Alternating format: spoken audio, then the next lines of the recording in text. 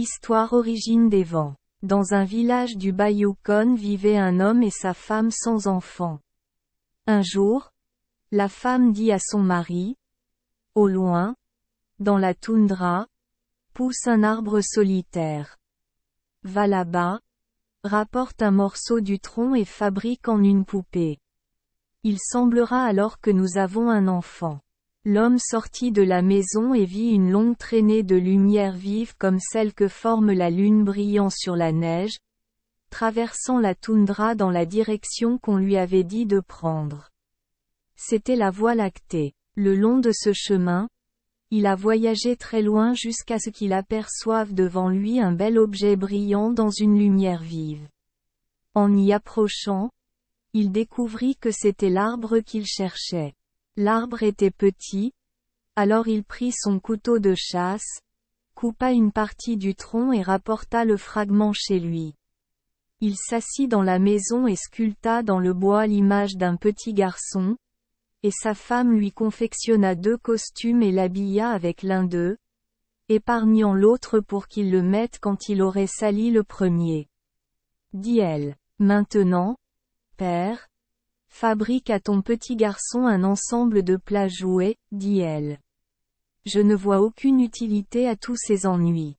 Nous ne serons pas mieux lotis qu'au début, a déclaré l'homme. Eh bien, oui. Nous sommes déjà mieux lotis, dit la femme. Avant d'avoir la poupée, nous n'avions rien d'autre à dire que nous-mêmes. Maintenant, nous avons la poupée pour parler et nous amuser. Pour lui faire plaisir, le mari prépara les plats jouets, et elle plaça la poupée à la place d'honneur sur le banc en face de la porte, avec les plats pleins de nourriture et d'eau devant elle. Lorsque le couple se coucha ce soir-là, la pièce était très sombre et ils entendirent plusieurs sifflements sourds.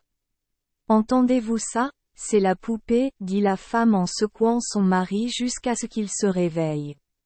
Ils se levèrent aussitôt et, allumant une lumière, virent que la poupée avait mangé la nourriture et bu l'eau, et que ses yeux remuaient. La femme le rattrapa avec délice, le caressa et joua longtemps avec. Quand elle fut fatiguée, elle le reposa sur le banc et ils se recouchèrent. Le matin, quand ils se levèrent, la poupée avait disparu. Ils l'ont cherchée partout dans la maison, mais ne l'ont pas trouvée. Puis ils sortirent et il y avait des traces qui s'éloignaient de la porte. Ils suivirent les traces jusqu'au ruisseau et le long de la rive jusqu'à un endroit en dehors du village, où ils terminèrent.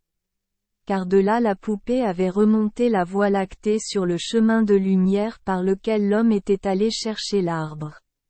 Dol a parcouru le chemin lumineux jusqu'à ce qu'il arrive à la limite du jour, là où le ciel descend jusqu'à la terre et les murs dans la lumière. Tout près de lui, à l'est, il aperçut une couverture de peau fixée sur un trou dans le mur du ciel. La peau était bombée vers l'intérieur comme si une force puissante de l'autre côté la poussait. C'est très calme ici. Je pense qu'un peu de vent le rendrait plus vivant, dit la poupée en sortant son couteau et en coupant le couvercle d'un côté du trou. Aussitôt, un vent violent souffla, entraînant de temps à autre un renne vivant. En regardant à travers le trou, Dol aperçut au-delà du mur un autre monde semblable à la terre. Il remit le couvercle sur le trou. Ne soufflez pas trop fort, dit-il au vent. Parfois soufflez fort, parfois légèrement, et parfois ne soufflez pas du tout. Puis il monta sur le mur du ciel et marcha jusqu'à arriver au sud-est. Ici, une autre ouverture était couverte comme la première, et le revêtement était bombé vers l'intérieur. Lorsqu'il détacha cette couverture, un vent violent entraîna des rennes, des arbres et des buissons. Il a rapidement couvert le trou et a dit au vent, « Tu es trop fort. Parfois souffle fort, parfois léger, et parfois ne souffle pas du tout. Les gens sur terre voudront de la variété. » Marchant de nouveau le long du mur du ciel, Il arriva à un trou au sud, et lorsque cette couverture fut coupée, un vent chaud entra en courant, apportant de la pluie et des embruns de la grande mer située au-delà du trou du ciel de ce côté. Dol a fermé cette ouverture et a parlé au vent comme auparavant. Puis il passa vers l'ouest où se trouvait un autre trou qui laissait passer de fortes pluies, avec de la neige fondue et des embruns venus de l'océan.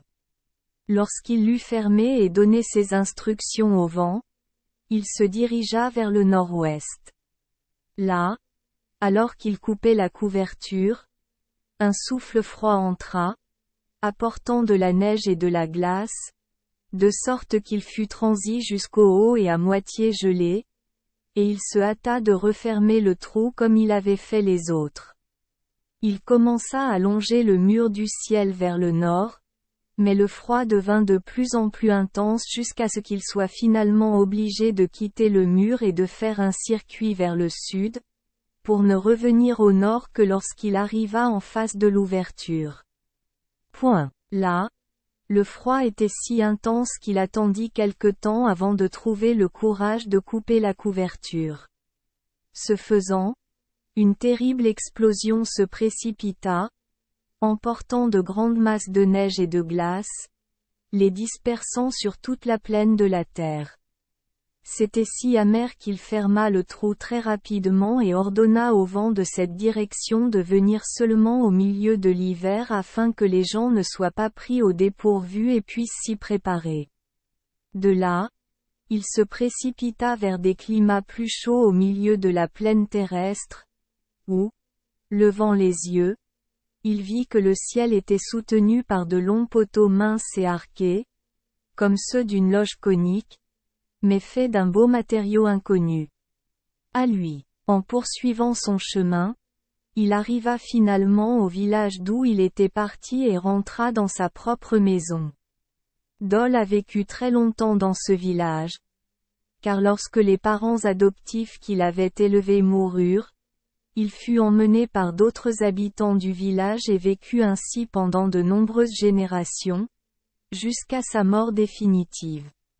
Depuis sa mort, les parents fabriquent des poupées pour leurs enfants, à l'imitation de la poupée qui, la première, ouvrit les trous du ciel et régula les 6 vents de la terre. Merci les enfants des Esperluette Croisillon 39. Avoir écouté des contes de fées au jour Esperluette Croisillon 39. 8. Espérons que les histoires apporteront aux enfants des moments heureux et significatifs. Si vous aimez notre chaîne, veuillez appuyer sur le bouton S Esperluette Croisillon 39. Abonner, pour ne manquer aucune histoire intéressante. Je vous souhaite une bonne nuit de sommeil et de beaux rêves. Rendez-vous dans la prochaine histoire.